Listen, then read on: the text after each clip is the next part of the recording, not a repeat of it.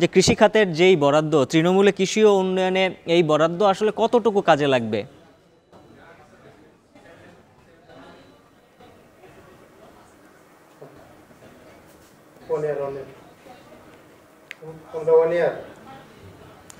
জি, ধন্যবাদ আপনাকে। আমরা দেখছি আসলে এখন একটা চ্যালেঞ্জিং সময় আমাদের অর্থনীতি যাচ্ছে। এই সময়ে যে বাজেট আমাদের আজকে দেখেছি মহান জাতীয় সংসদে পেশ করা হয়েছে, সেই জায়গায় কিন্তু এই চ্যালেঞ্জগুলো মোকাবেলা করার জন্য অনেকগুলো পদক্ষেপই নেওয়া হয়েছে।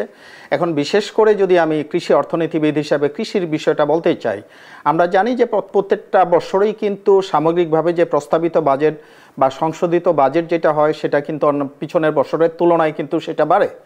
এবারও সেটা হয়েছে এবং এবার যদি আমি বাজেটের যেই তুলনামূলক বিবেচনা করে থাকি, যে সংশোধিত বাজেটের তুলনায় 11.56% কিন্তু এবার বাজেট বৃদ্ধি হয়েছে। সেই জায়গায় আমাদের কৃষিতে যদি শুধু কৃষির কথা বলি, সেই জায়গায় বাজেট বৃদ্ধি হয়েছে 8.34%।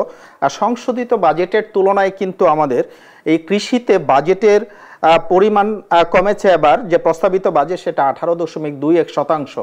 তবে এই জায়গায় আমি একটা বিষয় বলতে চাই যে আমাদের এই সময়ে যে খাদ্যের যে মূল্যস্ফীতি সেটা কিন্তু প্রায় গত মে মাসের যে তথ্য সেটা প্রায় 10%-এর উপরে। এবং এই মূল্যস্ফীতিটা মূলত আমাদের কিন্তু কস্ট পুশ মূল্যস্ফীতি যেটা আমরা অর্থনীতিবিদরা বলে থাকি, সেই জায়গাতে যদি আমাদেরকে মূল্যস্ফীতি যে 6.5% যে টার্গেট দেওয়া হয়েছে সেটা যদি রাখতে হয়, তাহলে কিন্তু আমাদের বিশেষ করে খাদ্যপণ্যের যে উৎপাদন খরচ সেটা কমিয়ে আনতে হবে। তো সেই জায়গায় যে বাজেটটা দেওয়া হয়েছে সেই বাজেট কিন্তু যদি তৃণমূল পর্যায়ে সেটা লাভবান করতে হয়, বাজেট বরাদ্দমূল বিষয় নয়। বাজেট যেটা অতীতে দেখেছি যে আমাদের সংশোধিত বাজেটে সেটা বেড়েছে এবং আমরা জানি যে বর্তমান সরকার কিন্তু কৃষির ক্ষেত্রে সেই প্রস্তাবিত বাজেটের তুলনায় বা পাশ করা যে বাজেটের থেকে কিন্তু যে পরবর্তী সময় যে সংশোধিত বাজেট সেটা বাড়ে।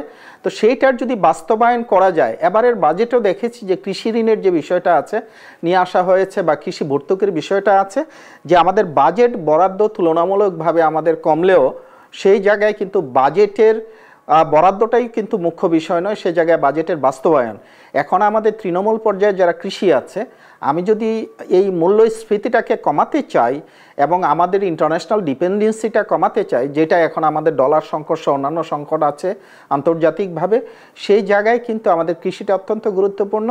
এবং যেই বরাদ্দটুকু আছে সেই বরাদ্দের পুরাপুরিটাই যদি আমাদের বাস্তবায়ন করা যায়, তাহলে কিন্তু আমাদের তৃণমূল পর্যায়ে যারা কৃষক আছে তারা কিন্তু লাভবান হবে। কৃষির যে উৎপাদন আছে, কৃষির উৎপাদনের কিন্তু উৎপাদন